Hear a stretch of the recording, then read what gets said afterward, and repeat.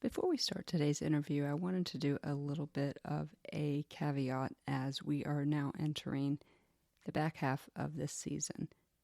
This has been a long-planned series on racial trauma. Most, if not all, of these episodes were recorded before the recent racially motivated mass shooting traumas that occurred in both Buffalo and in Orange County, California, and in many other places that maybe we don't even hear on the news. I would highly encourage you guys to tune into these episodes, listen to these people who may look different than us, because praying and thoughts are awesome, and God can change this, but He uses His people to do it, and so we must be the change. And so before you are tempted to peace-fallow these next interviews as the month of June, as we are covering racial trauma, please know that these episodes were recorded before said mass shootings, but the mission is even more important now. So, this is the beginning of our series on racial trauma. Change. It is a complete sentence, and one that one of our guests today brought to my attention. We have heard all the variations of be the change, but what if? What if we just changed? Hey everyone, and welcome back to the donor-supported Wednesdays with Watson podcast. This project has a mission, and that is to help provide hope for people navigating the roads of loss and trauma and all of its friends. We do that by dropping these episodes every 2 weeks. So if you're not subscribed, first of all, welcome to the podcast. And I would love it if right there when you're in your app, you would subscribe and follow the podcast. Ratings and reviews also help get the word out if you're so inclined. But this is the real fire in my heart, guys. We have a mission to fund pro bono counseling for trauma survivors who need support. If you would like to join our mission, simply click on that Contact Amy button in the show notes. Now that we got all that out of the way, let's step in to the healing zone. Do not skip the rest of the intro. It's important. Change. It is a complete sentence, and one that one of our guests today brought to my attention. We have heard all the variations of be the change, but what if? What if we just changed? I am excited to bring two of the smartest people I know to the Wednesdays with Watson podcast. I met, and I'm air quoting that because we've never actually met in real life, Tiffany and Melika on Clubhouse.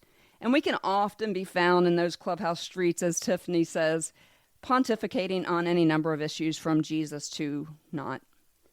One day I was on a stage with several people who did not look like me, and none of the people in the audience looked like me. It's common when I'm in rooms with these two, and I'm okay with that. Because you see, these two were blessed with way more melanin in their skin than I do with my family hailing from Germany and France. But I said something in that room, and it triggered everyone in it. All was well at the end of the day, but I felt horrible. I knew, even though I did not say that to trigger the room, I knew something. I knew that I had to change. We are in season 3, one that I have called Trauma, Spaces, Places, and Aces. For the back half of the season, we are focusing on trauma in the home, and in particular, trauma in childhood. I knew that Tiffany and Melika could bring value to the podcast, and I've really struggled with this episode in so many ways with what they'll do today, because you see, what they're doing today is the polar opposite of bleeding on those that did not cut them. I wanted to know what unique trauma occurs, particularly in the Black community, though we will be talking about Black, Indigenous, and people of color all throughout this episode. Also not wanting to make them my professor, I was hesitant to ask either one of them to do this today.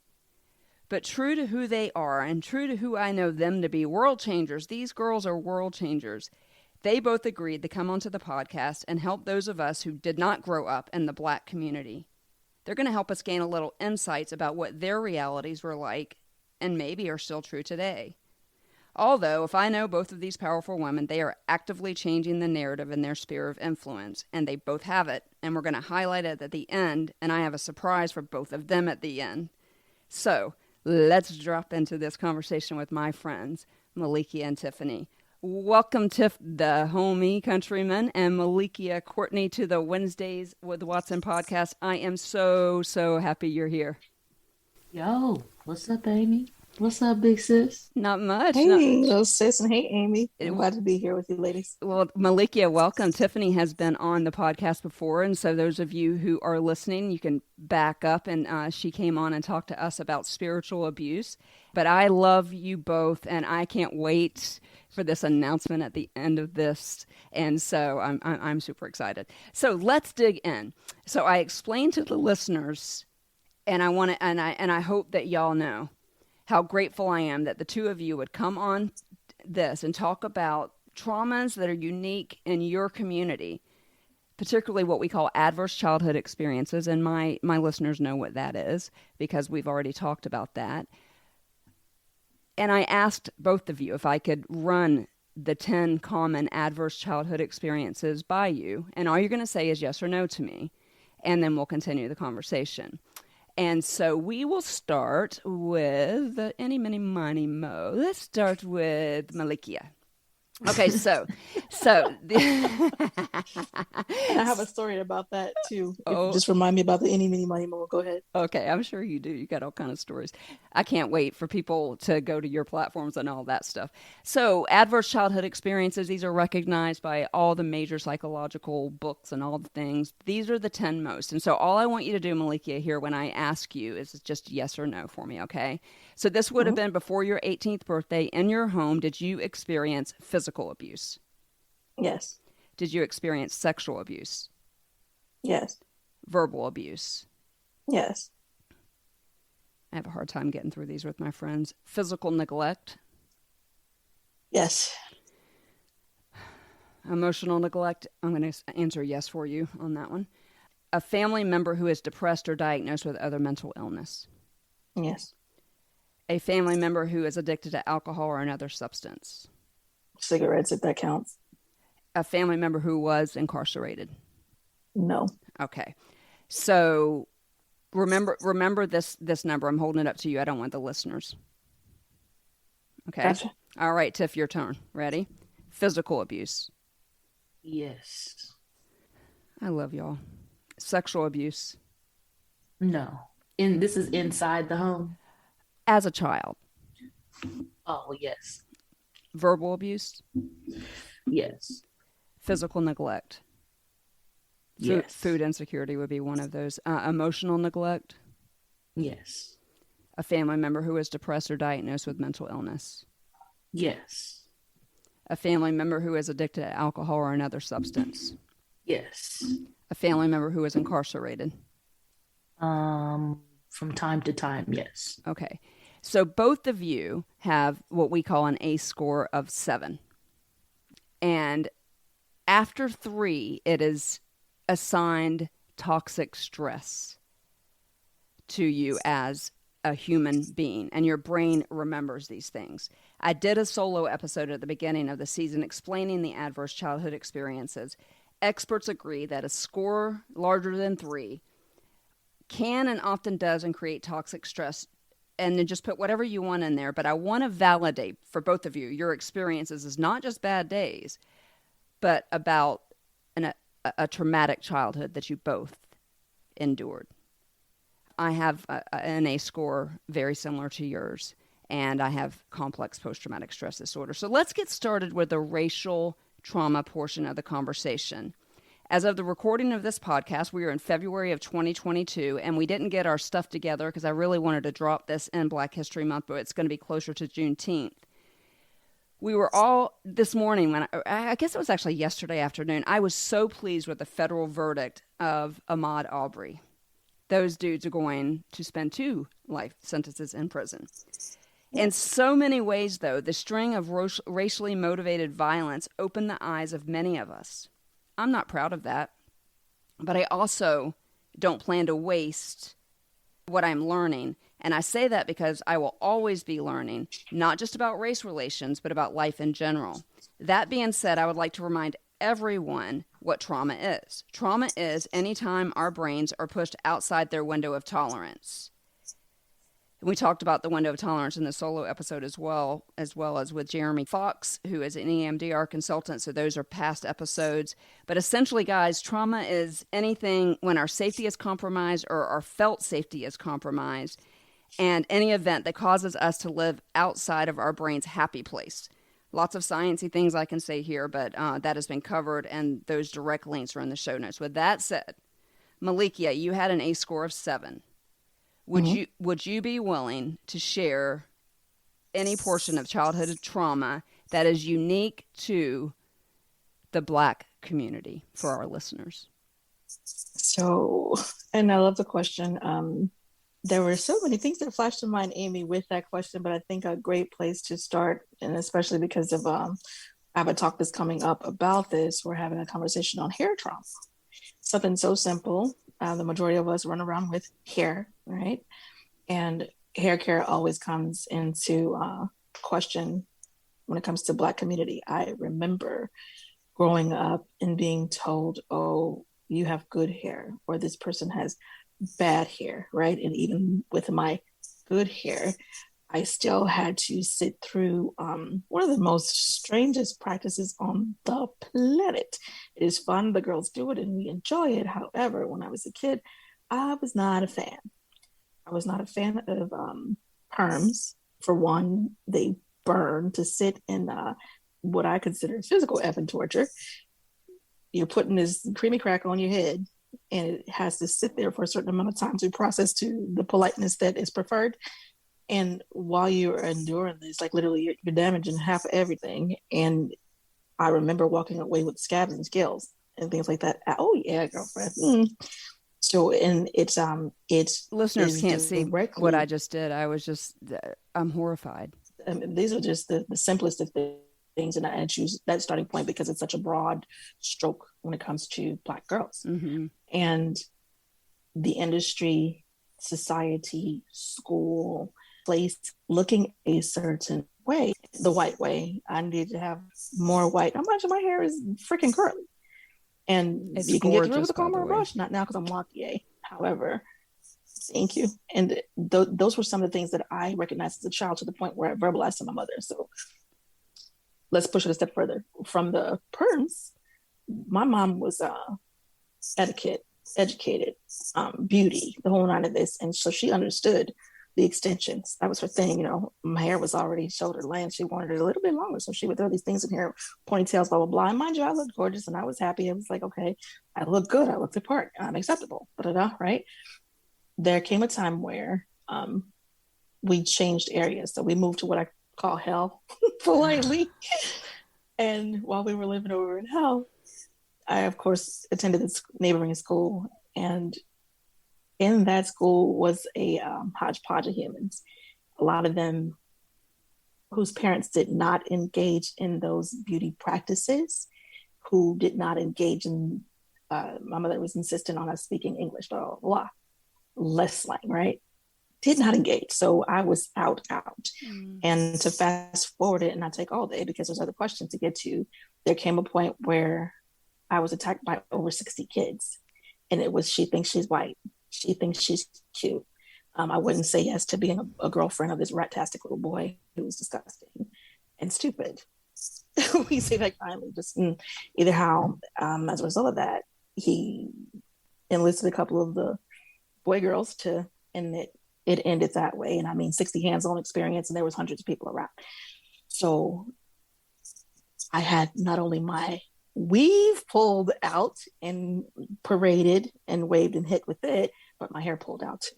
So there are things that my Caucasian brothers and sisters will never understand.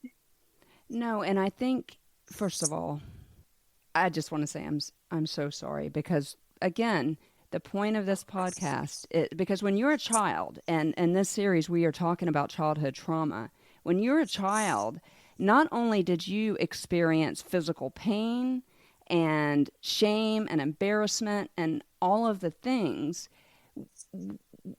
Girls, your hair, your looks is kind of your thing. And so then you begin to and I'm not placing this on you, Melika. I'm wondering, did you at any time become bitter or wish that you were white or wish that you had hair that didn't need that? Because what makes me sad as a child experiencing that trauma is so much of our identity is in our hair and in our looks and all of that. And so then it becomes like this highlight, this really, really important thing. And then it turns into you being physically assaulted and shamed, quite frankly, by your peers.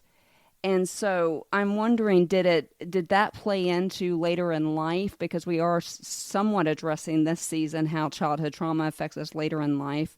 When later in life, because and I will allow we can talk about this before we give the same question to Tiff. So I'm wondering if some of that unique trauma, and that's a great example. And I'm going to pop a question down to Tiffany on this in just a second, but. So I guess the question is did that experience carry over into adulthood for you? I would say, so to move through a few questions that you asked, I was a child. There was no point where I even understood that I could have the option of waking up any other color than I was. Love being Black. So for me, it never went to, oh my God, I want to be white. No, it went to, I want to move back the hell up out of this grungy ass neighborhood and live, right? So Yeah. those were the thoughts as far as trauma carrying over into adulthood, of course, because I just gave you a coin. If you have 100 coins in that dollar, consider life spanned out. It continues. Racism has not stopped. The way I am received on sight will always be through this lens. So until the day I expire, love, in this body, I will always be a Black woman, right? I will always have that immediate judgment from the other side on how I look, how I present, how I speak, how I engage. And I don't even know if it's present mind judgments. I have my judgments too. I have my judgments on who I engage, how they speak, how they move in business, how they move in life. So I do believe that's a human condition. But as far as racism, it ain't went nowhere, if that's what you're No, asking. and that's why we're doing this. That's why we're doing this, because Yeah, it ain't went nowhere. I want people to know. And so, Tiff, before I ask you the same question, you have a little girl, who we call Tootie, and she's 6 or 7. She's 7. She'll She's be 8 in June. She'll be 8 in June. And so, how did it feel to you just now when you heard Melika say that? Not that clearly you knew you had that same trauma. I'm looking at both of you with your beautiful hair, and mine not so much right now. Your hair is beautiful too. Oh, your hair is beautiful too. I love you guys. Absolutely. So, talk to me, Tiff. How did that land on your heart when you think of the context of you now raising a Black child and a girl at that? And so hair is a thing. Like, white people for some reason are obsessed with Black people's hair and want to touch it, which is so offensive. And if somebody walked up to me and said, "Could I touch your hair?" I'd probably slap them. But how did that land on you for Tootie and helping her with something as unique as Melika has shared, that is unique to the Black community in terms of how you live your life and how God made you and how he made your beautiful hair and Tootie's beautiful hair? How'd that land on your heart? Well, first, Amy, I want to say thank you for the invitation to join you on your podcast, and especially to slot me with my big sister, of whom I adore, admire, and appreciate for so many reasons. This particular point of trauma I have experienced myself personally, so it resonates with me very deeply, which is why I'm locked now and why my daughter is locked and will never receive a relaxer under my care and my dime. I too went through the burning of the scalp. When it rained on your hair, it had a certain smell. Your hair breaking off. Just all the different chemicals, the upkeep that you had to do, even moving to the hot comb that used to warm up on the stove. And your mother or your grandmother would take this iron comb that warmed up on the eye of a stove in the kitchen. And you would sit in the middle of the kitchen and you would bend your head down and they would, no pun intended, grab those kitchens in the back of your hair. That's what we call the bally balls or the beady beads in the back of our hair, on the sides of our hair, our edges. It's kitchens. You got to grab those kitchens. I did not know If that. you didn't That's have cool. it grabbed with the hot comb, it was grabbed with a brush and grease. That was also painful because it's snapping your hair from its natural state to bend, to yield, to submit to a style that it was not created to do. So it resonates deeply with me. And like I said, I decided to lock up my daughter's hair at the age of 5. She was natural until then. And I decided to lock up her hair because that is our natural state, as natural as we're able to get it here in America, and us being Americanized. Of course, both my daughter and I, we are African American, so we're mixed a million times over at this point. But as natural as we can get it is in the lock style. She has the freedom to wear ponytails, bows, balls, barrettes, beads, whatever she can do. Her hair is just as versatile if it had been relaxed or pressed out, or if it was still in its original birth natural state. But yeah, it resonates deeply. It resonates deeply, and I agree, which is why we're sisters. And it's just not something I ever would have thought of, ever.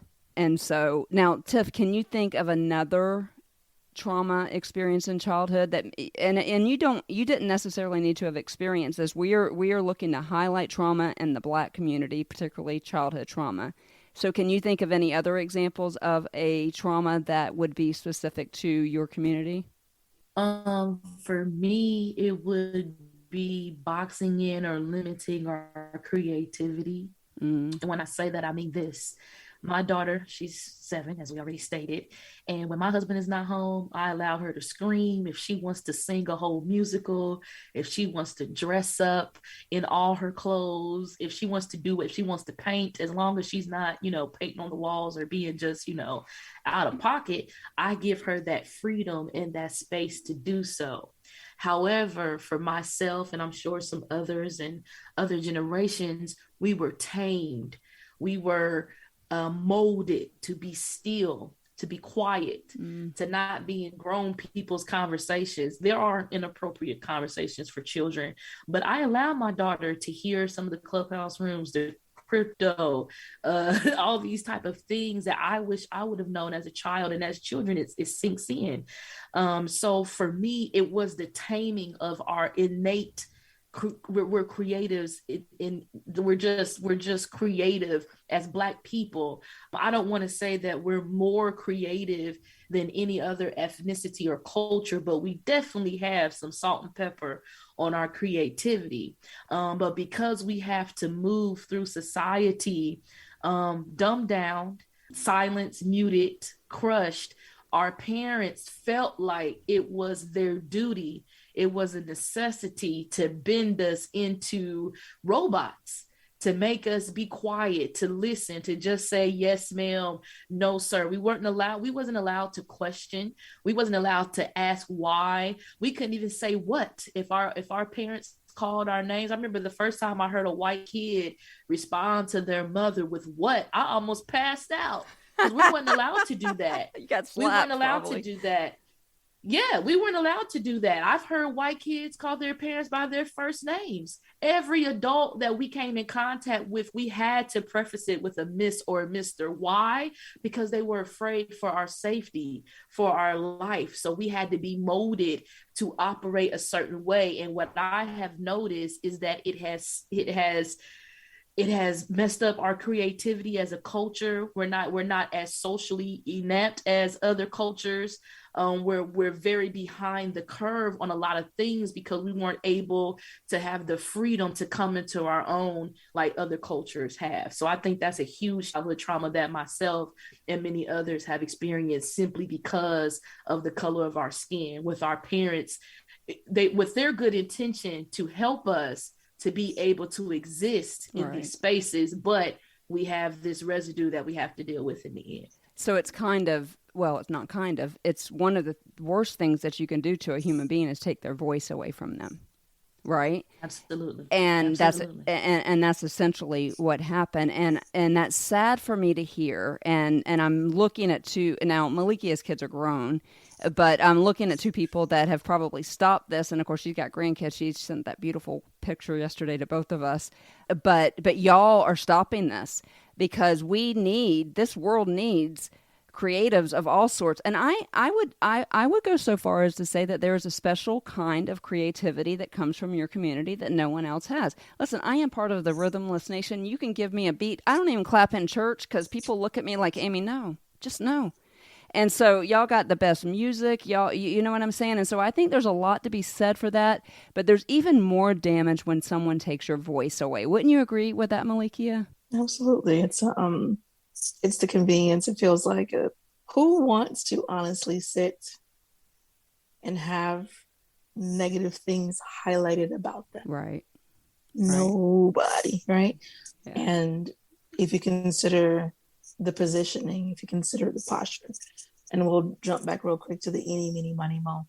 It used to say, I know what it said. Money, mo, catch a N-word by the toe, right? So, and that's still a part of our culture. And listen, it's a great example. I shouldn't have said it.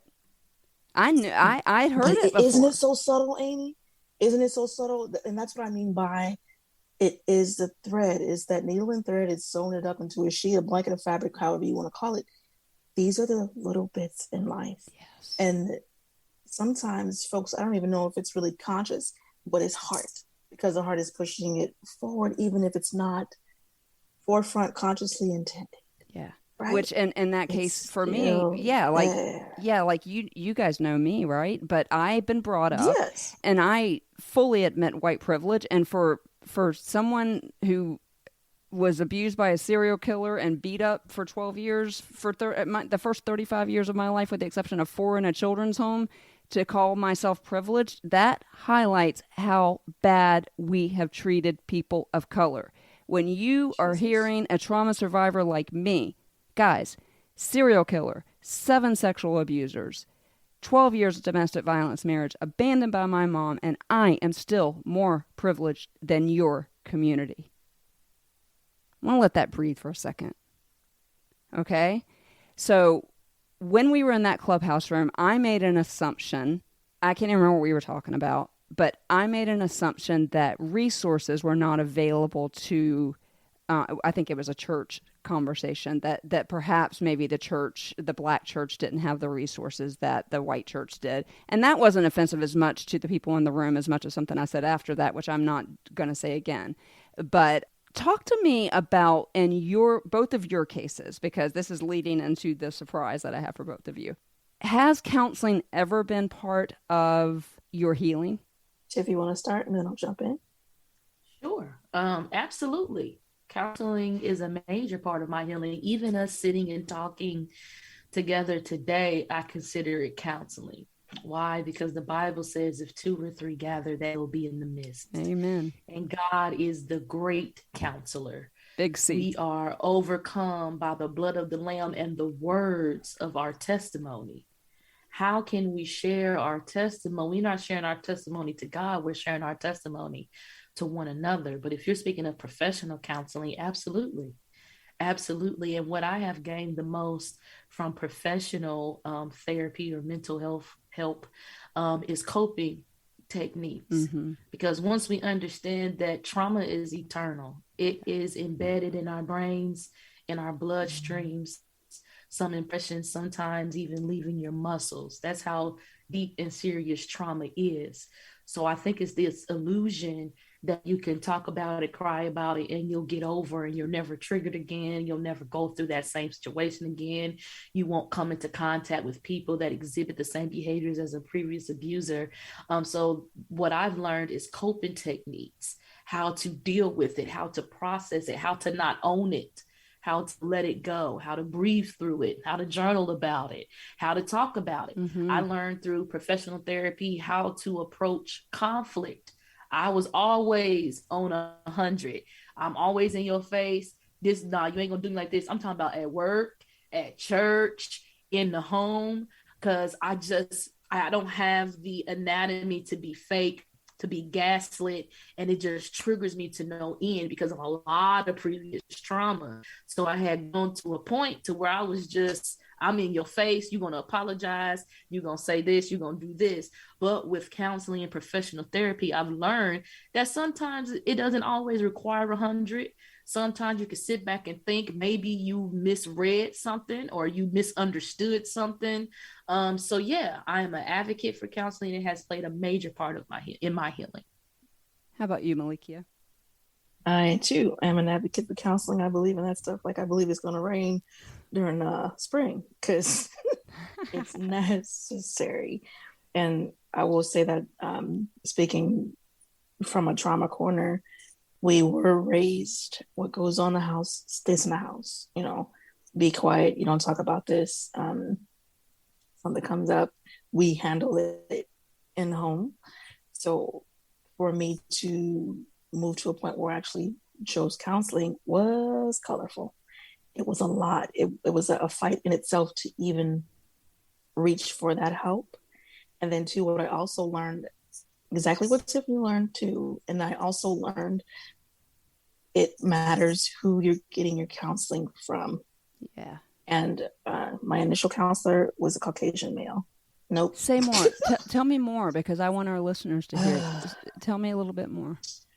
He, for a person who's supposed to understand boundaries, he did not keep those boundaries. He was definitely out of his place and out of his mouth. And sadly, he could not relate. He literally could not relate. I'm sharing things with him, but his toolbox was not equipped for the life that I had led to that point. He was not able to give me anything more than the standard basics, right? And write about it. You know, let's talk about it. Square breathing. These very basic things. He was not prepared. And then even the outlook that he had on life, or understanding racism, or understanding what it is to be Black, not that he could understand it from the position of being in the body, but being able to empathize or sympathize or to understand, even have a clue. He was among the clueless. So, and it was my first, I was among the clueless as far as picking a counselor, right? So we both were two clueless people trying to figure it out, need to get help, him to get help. I think you highlight something important there. There are resources out there, and I love it. It is actually the American Foundation. Now, this is for suicide prevention, but they deal with all of it. And I'll put this in the show notes, but this organization is only for Black, Indigenous, and people of color, and they provide resources to those communities as it pertains to trauma and all the other things. When I was leading into the mistake I made on Clubhouse when I said that, my assumption was your churches did not have the resources to do whatever it was we were talking about. I don't want to assume, but I do want to ask you guys. So we know, obviously, in the poverty-stricken community, white and Black, but we're talking about the Black community right now, that those families cannot afford counseling. How accepted, I guess, is it, though, for the people that can, so upper, lower, upper middle class, whatever, people that can afford in the Black community to go to counseling? Is there a stigma like there is in our community when you go to counseling? Yes. Like I mentioned before, we're raised with a set of beliefs and behaviors. And I let me say this too. There are some. You know, we cannot take a blanket and throw it over everybody. Right. We can't do that. So I will say, from my experience and those that I've engaged, and I will speak of my engagement, my engagements have reached 174 countries. Wow. Okay. So my engagements are vast. So I can't say all, but I can say that many were conditioned to be silent, to not speak, to deal, to cope, and not seek help. So that is the story of so many people, sadly. And again, I know it's heavier in Black community, though I am aware that it exists in white community as well. Right. You're so sweet to try to step into my world. This is about yours. Tiff, tell me, let's say you have 10 kids in your youth group. As a result of, and I really want to be careful the way I word this, as a result of just the lack of opportunity, okay? Because if you take Amy and you take Melika or you take Tiff in 2022, I don't have to work as hard for things as you do. I just don't. That's the reality of it, period. We call that white privilege. It's real, all of that. But Tiff, and so say, because you're a youth pastor, and this is why I wanted to ask you this, say you have 10 of your kids in your youth group. What percentage of those would you say would struggle to be able to afford to go to counseling? Here's the thing. Okay, you want a technical answer for my... Not necessarily. Okay. I don't want to make let me know what you're looking for. I don't want to make the assumption that most Black homes cannot afford counseling. I don't want to make that assumption. Yeah, don't make that assumption, because even if it's not coming from income from a parent, household income, okay, and it's a job, child support, Social Security, okay, there is all type of resources for children in lower income households. So there's, in where I live, there's Medicaid, there's Care Source, there's Buckeye health insurance. There's all different type of insurances that children, all you have to do is apply and you're automatically covered, healthcare wise, mental care wise. So for my children, it would be like a case where maybe it's a foster child and they're not properly registered, their paperwork hasn't kept up with them, or a homeless child that doesn't have any type of registration or anything. I know we have refugees sometimes that haven't registered at the Catholic Church yet. It will be specified cases like that. But 9 times out of 10, our children in our communities are insured, because that is a resource that the community and schools make sure that the children take part in. So I would say that our children can afford mental health resources. Okay. I agree. Okay, good. I'm glad to hear that. And I know that's not true everywhere, right? And both of you, and I'm going to give both of you airtime because you both have platforms, and I want my people to know what you're doing, what your passions are, and all of that. Before I do that, though, I want to make an announcement to my listeners and to both of you. Ready? Ready, set. All right. So my heart here today is broken in some ways to hear some of the things that, and I know that I got like an iota of what children in the Black community experience, whether it's inside the home or not. I know I only got a little piece of that, and my heart already hurts. And so I want you both to know, for 2 people who I've never met, I just love you both. And so this is also an announcement to my listeners. As I mentioned at the beginning, this is a donor-supported podcast. To do that, I needed to create a 501c3, which I'm in the process doing. We're going to call that Joel 225 Ministries. I have a goal, guys. I am 50 years old, so this is a very, very, very lofty goal, to raise $1 million before I die for pro bono counseling. And today I am awarding 2 scholarships, the Melika, Courtney, and the Tiffany Countryman scholarships, to both of you, to be used when somebody comes in your purview that cannot afford counseling, black, white, yellow, unicorn, gay, straight, whatever. You will forever, in Joel 225 Ministries, have the Melika Courtney Scholarship and the Tiffany Countryman Scholarship. And when you come upon people who cannot afford counseling, all you have to do is send them to me and say, please use my scholarship money. And I want you both to know, I only awarded 1 scholarship before the 2 of y'all, and it was to the person that took me to the psych ward that saved my life. And that's how much I appreciate what you've done here for us today. And so, as I mentioned, I know you're both speechless, which is also fun because I have not seen that very often. It's so amazing. Like, I don't want to talk over you because I know you're Go recording. ahead. I'll let you guys respond to that. But so my 501c3 will be in place by the second quarter, and you both will be awarded with scholarships. I'll put some money in it.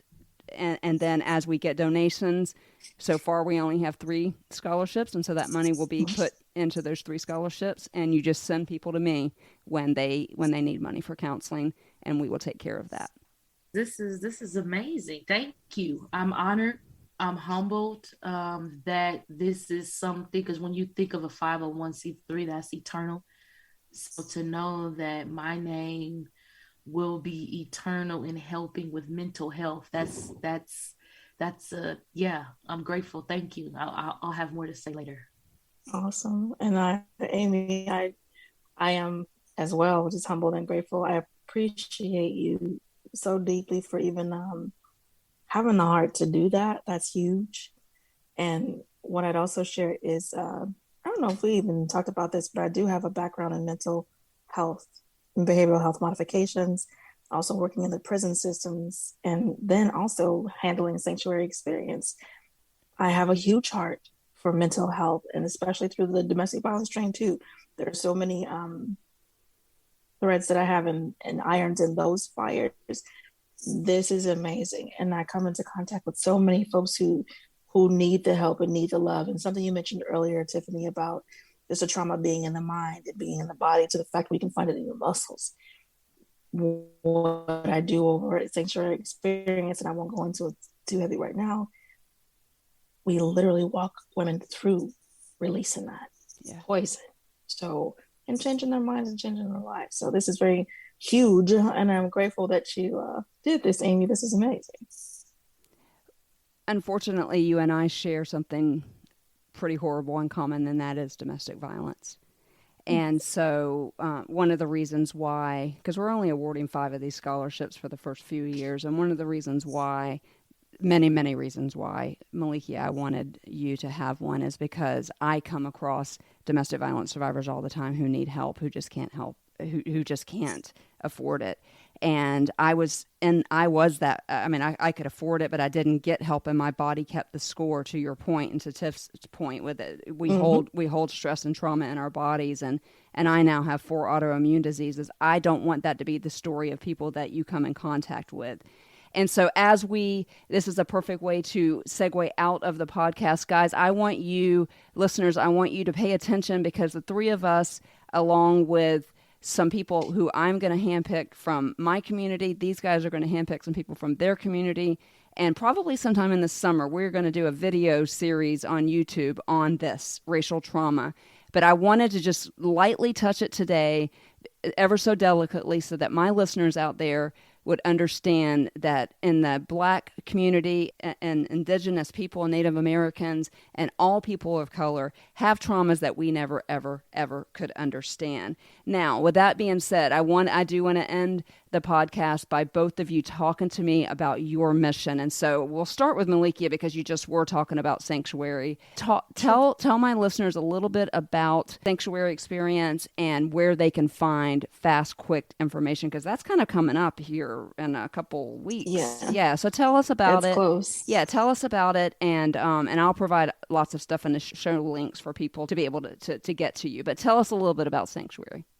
Awesome. And I receive your love and offer your love and light, Amy. I'm so I'm grateful for the opportunity to be here with you. I love my Tiffany, so it makes it extra special to do this with you 2 ladies, because I love you all.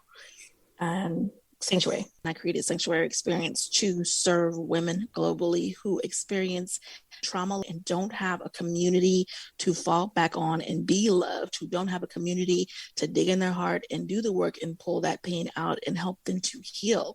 And April 8th through 10th, we're going to be doing our 3rd or 4th Sanctuary Experience, where we are taking care of the women and walking them through that. And don't worry, men, I am already working on XPM, because I was asked to, this Thursday, actually, 7:30 p.m., we're going to host a digital offering for the men to address their traumas. Because I had guys that were abused, neglected, abandoned, molested, and raped all come to me and go, what about us? Yeah.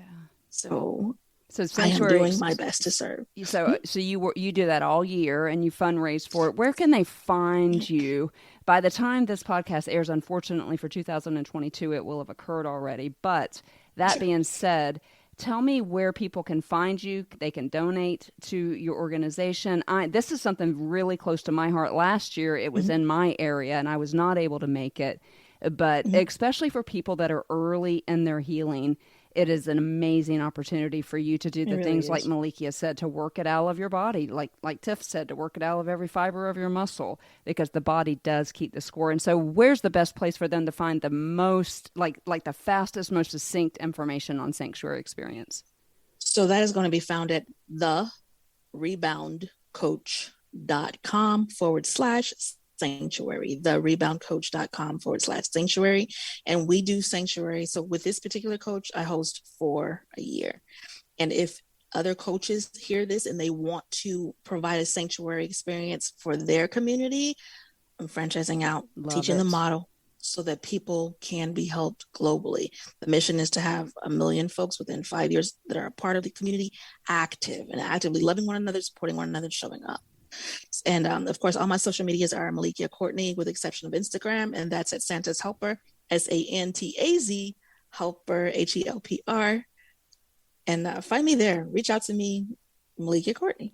Simple. I'll put link trees for both of you in the show notes. Do you know how long it took me to figure out who Santa's Helper was? My Instagram is the only one that is different. But I kept seeing these posts for Santa's Helper. I was like, who is that? Well, Melika, I will tell you before we jump to Tiff real quick, for someone whose voice, like one of your most prominent memories was be quiet. We don't say that. We don't do that. That is unique in your community.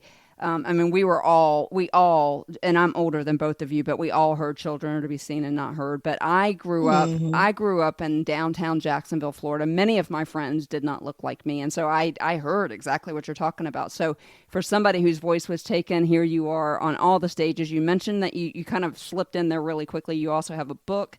I'll put that link in the show notes on domestic violence. Lots of my listeners are domestic violence survivors. And then, of course, we will be awarding the Melika Courtney Counseling Scholarship, and that will happen sometime in April as soon as I get the 501c3 Joel 225 Ministries, which is going to be news to my listeners as well. And so, Tiff, so excited about that, and excited to hear how it goes in April with this group of women that you're going to have. And really glad that you're including men in that, because 1 in 7 men report being sexually assaulted. I would come to you and I would challenge that statistic, because men just don't talk about it. And that is true. Yeah. And as a survivor of sexual abuse, I can say this with some authority. I have always said that I think that when boys, particularly children, are sexually abused, I don't want to compare how rough the goes are, but there's a lot of different things that go when men are abused. And so I'm excited to hear, and so people will be excited to follow that as you create the sanctuary experience for men. Well, that brings us to the homie, Tiff the homie. That's what we call her on social media. She is also a youth pastor. But Tiff, tell us, so you've got something really exciting going on right now, because you are a playwright. And so talk to us a little bit about what you got going on. Again, by the time this airs, that this particular thing that I know you're going to announce will be over. I'll make sure that I have that on my social media, and I'm sharing it as that gets closer as well. But talk to us about what you got going on. You've got a bunch of stuff going on, but tell us where my people can find you and all the things. Yeah. Well, everybody can find me on at www.tiffanycountryman.com, or if you want to check out my nonprofit, www.ministryisme.com, and that's ministryisme.com. That's where all of my social media, you can find me. I got videos, everything on those 2 websites. I do have a stage play coming up in April, April 23rd, called Rona, the Aftermath, and it deals with African-American couples and the trauma that we endured during the 2020 pandemic, the shutdown, the shut in place. So that's going on in April 23rd here in Dayton, Ohio, at the Dayton, which I'm so excited about. Will you be there? Are you coming to Ohio? I'm going to try. I don't think so. I want to. I have friends that live up there. Let me ask you this: are you streaming it? And if not, so, no. I know that's expensive. We're going back to traditional theater. Well, and I love it. Well, Tiff is a playwright. She does a lot, guys. If you are on the Clubhouse app, all of our usernames are just our names. I'm at Amy Watson Author. Tiff is at Tiff Countryman, and Melika is at Melika Courtney. All of this will be in the show notes. Guys, thank you. You have brought a perspective to the Wednesdays with Watson podcast, and we are going to deeply explore this in a different, because we want it to be interactive. We want to stream it. It's going to be video. None of us showed up for that today, except for Melika showed up dressed for a video. So I love you guys, and I want to proclaim over you what I proclaim over everybody on my podcast. So Tiff, you get to hear it for a second time. You are seen. You are known. You are heard. You are loved. You are valued. I adore you. And today, what you guys have done is, like I said, the opposite of bleeding on those that cut you. I'm not saying that I cut you or that anybody listening to this cut you, but we're representatives of a society that is doing that actively. And what you've done here today has helped some people in my community and other communities understand. I never in a million years would have thought of something as traumatic as both of you explain as it pertains to hair. Something as simple as hair. And so, guys, as Phil Baker's song plays us out of the podcast, I'd like to thank both of you for being on the show. Either one of you have parting words for our listeners? Thank you so much again, Amy. I really appreciate you as far as the listeners. Thank you for taking time to listen. And I do hope you reach out and engage. I am having a conversation on March 4th, Amy, and it is a digital conversation talking about hair trauma. It's going to be done poetically because I am a spoken word artist as well. So make sure you let me know. Make sure you let me know when that happens, because all these things you have coming up to your episode, I will promote big time. Okay. And like the show I already have, and I will continue to, Tiff. But Tiff, do you have any parting words for the listeners? I just want to tell everybody to be encouraged, to hang in there, and to not allow your past trauma to define your future situations. That you don't have to become a product of your past environment, but you can exist where God has you now. Allow your mentality to catch up with your blessings. Oh my, allow your mentality to catch up with your blessings. I love that. And I love both of you. And so, listeners, thank you so much for joining us here today. I hope that you learned something. Please make sure that you're following all three of us, as we will be moving into the summer, diving deeper into this. If you need to reach me, you know how to do that. Just any number of ways. Just click that Contact Amy button. Again, would love it if you would consider subscribing and following and liking the podcast. We will be back in 2 weeks in the Healing Zone. Thank you both for being here with us today, and can't wait for us to continue to do more work together. Let my life glorify you and teach me to walk beside you.